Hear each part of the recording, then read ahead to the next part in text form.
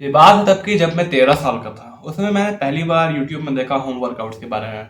मैंने काफ़ी अच्छा लगा कि मैं घर पे वर्कआउट चालू कर सकता हूँ। तो मैंने 2 ईंट उठाए, 2 ईंट।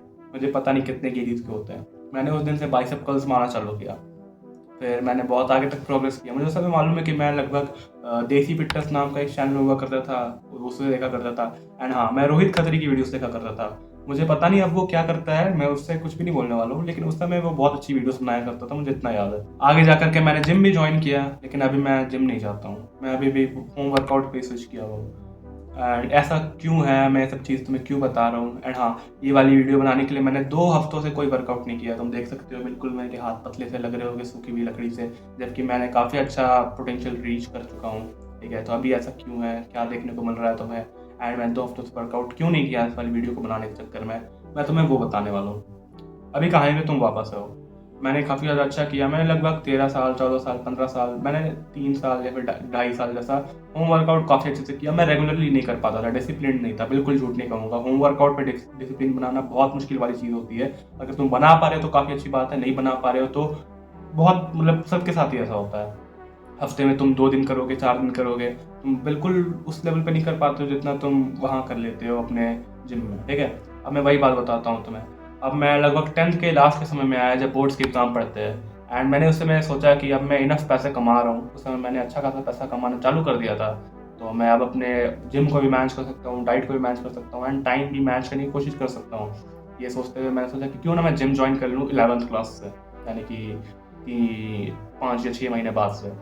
लेकिन मेरे दिमाग में एक बात आई कि अगर मेरे दिमाग में अभी कुछ भी करने को आ रहा है तो मैं उसे अभी ही करूँगा। क्योंकि मुझे याद है जब मेरे बड़े भाई 10th क्लास में हुआ करते थे, वो भी सेम चीज़ को कहा करते थे कि छोटे देख, जब मैं 11th क्लास में जाऊँगा तो मैं जिम ज्वाइन करूँगा। जब वो 11th-12th में था तो वो कहता छोटे देख, जब मैं कॉलेज जाऊँगा तो मैं वहाँ जिम ज्वाइन करूँगा। अभी वो है कॉलेज में एंड वो अभी भी स्किनी फैट हो रखा है, उसने कभी भी जिम ज्वाइन नहीं किया। ठीक है, अब मेरे पास ये चॉइस था कि मैं भी यही कोपिंग मैकेनिज्म लेकर के चलूँ, या फिर मेरे दिमाग में अभी जो आ रहा है मैं उसे अभी ही करूँ अगर मैं उस करने के लायक हूँ। तो मैंने वही किया। मैं तुम गया, मैंने जाके जिम की मेंबरशिप ली, मैंने डाइट प्लान बनाया अपना, मैंने सब कुछ मैनेज किया बिल्कुल। हर एक कैलोरी, प्रोटीन के एक एक ग्राम को मैं काउंट किया करता था डेली, मैक्रोस, कार्ब्स, है ना। क्लास 10th के समय से ही मैंने ये सब कुछ करना चालू कर दिया। मैंने बहुत अच्छा इन्फॉर्मेशन लिया, सब कुछ सीख लिया मैंने। बहुत कुछ था, मुझे लगा कि मैं बहुत आगे जाऊँगा। एंड बिल्कुल एक मोन्टाज की तरह मैं आगे बढ़ता गया।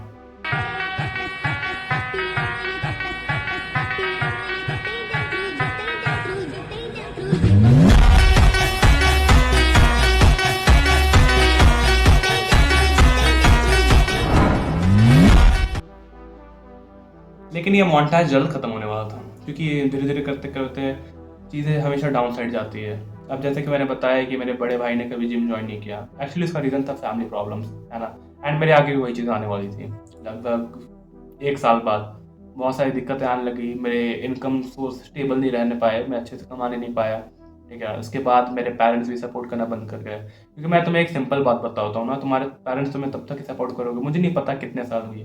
अगर तुम एक बार भी उन्हें पैसे कमा करके दे दोगे ना, उनके सामने पैसे लग जाते हैं कि हाँ, बच्चा पैसा कमाता था, अब ये थोड़ा डाउन जा रहा है, अभी इसका थोड़ा डाउनफॉल चल रहा है, पैसे नहीं कमा पा रहा है। वो लोग सपोर्ट नहीं करते हैं। मेरे वाले ने तो नहीं किया, मुझे नहीं पता बाकियों के करते एग्री, लेकिन मेरे सामने ऐसी चीज़ें दिखाई। एंड मैं सिंपल एक बात बताता हूँ तुम्हें, अगर तुम कोई भी चीज़ समझाना चाहोगे अपने पेरेंट्स को ना कि चीज़ें ऐसी होती है, मम्मा पापा आप समझो इस बात को, ठीक है, तो वो लोग अपनी लाइफ के उस फेज पे पहुंच चुके हैं जहाँ पे उन्हें कोई भी बात अच्छी नहीं लगने वाली है तुम्हारी। उन्हें ये पता है कि सबसे ज़्यादा मैच्योर पर्सन अभी पूरे फैमिली में वही है, एंड वही हर चीज़ को कंट्रोल कर रहे हैं। तो गलत होने के बावजूद भी वो तुम्हारे बात को कभी भी एक्सेप्ट नहीं करने वाले, भले उनके दिमाग में एक बार क्या आ जाए कि हाँ, सच तो कह रहा है, लेकिन फिर भी वो उस चीज़ को कभी एक्सेप्ट नहीं करेंगे। तो ये चीज़ है, इसलिए बोलना ही बेकार है, इसलिए मैं कुछ नहीं कहा। एंड लगभग उस समय मेरे को बहुत सारे रीजंस आ गए। अकेडमिक डाउनफॉल, ठीक है, पढ़ाई में मैं बिल्कुल चूर हो चुका था, मुझे पढ़ाई लिखाई में कुछ, अब मैं सच बताऊं तो मेरा पढ़ाई लिखाई से मन ही उठ चुका था। तुम देख रहे हो मैं क्या कर रहा हूँ यहाँ बैठ करके। ठीक है, उसके बाद बहुत ज़्यादा दिक्कत हो गई थी पैसों में, फैमिली प्रॉब्लम्स मैंने बताई, जिस वजह से मुझे फाइनली जिम छोड़ना पड़ा। काफ़ी ज़्यादा हार्ड डिसीजन था मेरे लिए, बिकॉज जिम ज्वाइन करना मेरे लाइफ का one of the most precious decision था मेरे लिए, लेकिन उसे छोड़ना उतना ही ज़्यादा मुश्किल रहा, क्योंकि मैंने छोड़ा। लेकिन स्टार्टिंग से मेरे दिमाग में एक ही चीज़ था कि मुझे जिम जाने से कोई दिक्कत नहीं थी, मुझे हमेशा से प्यार था वर्कआउट करने से। ठीक है, तो मैं वर्कआउट करूँगा, वापस से मैं होम वर्कआउट करूँगा, नो इश्यूज़। इसलिए मैंने ये कुछ रेजिस्टेंस ट्यूब्स कर दे, जाके मैं घर पे ही प्रोग्रेसिव ओवरलोड कर पाऊँ। इसके साथ दिक्कत बताए क्या है, मैंने इसे 4 या 6 दिन में ही मैक्स आउट कर लिया। मतलब कि एक वेट होता है, मैं बताता हूँ। मैं अपने जिम में मैक्स लगाया था 30 केजी के डंबल्स का डंबल बेंच प्रेस, ठीक है। उसके बाद मैंने 100 केजी का स्क्वाट भी कर रखा है, 200 केजी लेग प्रेस मारा था मैंने एक ज़माने में। फिर मैंने 140 केजी डेडलिफ्ट का तो पीआर काफ़ी लो था मेरा, ठीक है। फिर भी ये सब करने के बाद तुम खुद बताओ मुझे ये मैक्स आउट करने में कितने दिन लगेंगे, मुझे इससे कितना ही प्रोग्रेसिव ओवरलोड, कितना ही स्टिमुलस मिल सकता है? बिल्कुल भी नहीं, ज़रा से भी नहीं मिलता है। इन चीज़ों से कोई फ़ायदा नहीं होने वाला, ठीक है। कुछ दिनों के लिए फ़ायदा होगा, फिर वापस तुम वही चल जाओगे। इसलिए मैं कह रहा हूँ एक बात को, कि अगर तुम अपने डाइट को मैनेज कर रहे हो एंड रेगुलर वर्कआउट्स कर रहे हो होम पे, तब तुम अपने बॉडी को, अपने फिजिक को सिर्फ वेल मेंटेन कर सकते हो। उसे प्रोग्रेसिव ओवरलोड करके, उसे और स्टिमुलस दे करके ग्रो नहीं कर सकते हो। ये बिल्कुल गलत बात है। जो भी तुम्हें ऐसा कह रहा है, हो सकता है कि वो अलग बात कर रहा हो, वो बात कर रहा हो कि डंबल्स के साथ करने की रॉड्स, तुम्हारे पास पूरे सारे इक्विपमेंट्स है, उसे तुम मिनी जिम कहोगे, होम जिम कहोगे, उसे तुम होम वर्कआउट्स नहीं कहोगे, बॉडी वेट वर्कआउट्स नहीं कहोगे, ठीक है। मैंने बोला कि जैसे कि मैंने 2 हफ्तों से कोई वर्कआउट नहीं किया, तो मेरे आर्म्स देखो, ठीक है। एंड मैंने फोटोज वगैरह लगा दी होगी मैंने पहले, मैं आर्म्स कैसे थे। एंड मैं अभी भी उस कंडीशन में आराम से जा सकता हूँ, क्योंकि मसल मेमोरी नाम की एक चीज़ होती है। अगर अभी मैं 2 सेट्स मारूंगा इसी से, ठीक है, तो मैं चला जाऊंगा। लेकिन वो बात वही है कि मैं पम्प्ड रहूंगा वैसा, ठीक है। मैं परमानेंटली वैसा नहीं जाने वाला हूँ, वो मेरा पंप में रहेगा, ठीक है। आधे घंटे के लिए रहेगा, फिर वापस से थोड़ा सा नीचे आ जाऊंगा। इतना भी नीचे नहीं, लेकिन थोड़ा सा नीचे आ जाऊंगा करते करते। अब देखो 2 हफ्ते बाद कैसे हो गए मेरे हाथ। जब मैंने लगाया था 2 हफ्ते पहले, तब अच्छे खासे थे, ठीक है। ये भी एक डाउन साइड है होम वर्कआउट का। पहले मैं अच्छा खासा मसल मास लेके चल रहा था जिम में, ठीक है। लेकिन अब वो भी क्या हो गया, वो भी चला गया, ठीक है। साथ साथ अभी भी मसल मास है, तुम देख सकते हो कट्स वगैरह आ रहे हैं, ठीक है। लेकिन ये थोड़ा बहुत रहता है ये, ठीक है। लेकिन इसे मैं अच्छे से मेंटेन भी नहीं कर पा रहा हूँ अब, एंड इसमें प्रोग्रेसिव ओवरलोड तो हो ही नहीं पा रहा है, ठीक है।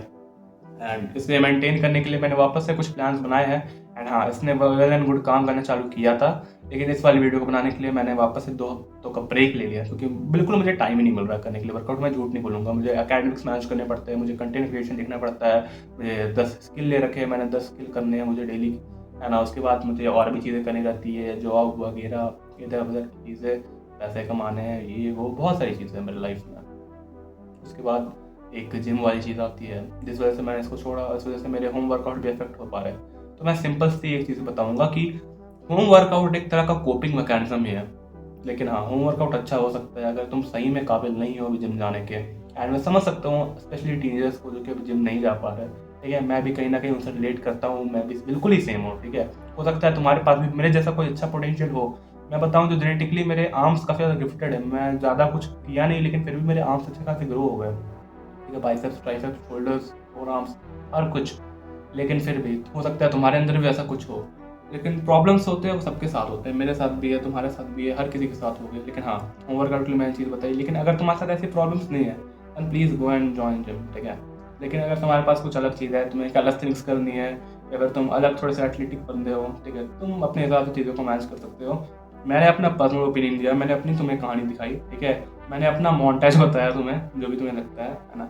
लेकिन खुशी की बात यह है कि मैं अच्छे खासे तरीके से मैं धीरे धीरे करके वापस से स्टेबल हो रहा हूँ, ठीक है। एंड कुछ समय बाद मैं वापस से जिम ज्वाइन करने वाला हूँ, वापस से चीज़ों को मैक्स आउट करने वाला हूँ, लेकिन हाँ, अच्छे तरीके से। एंड वो सब कुछ मैं दिखाने वाला हूँ इसी चैनल पे, ठीक है। जुड़े रहना इस चैनल पे, मैं ऐसी और अच्छी वीडियोस लाने वाला हूँ, ठीक है।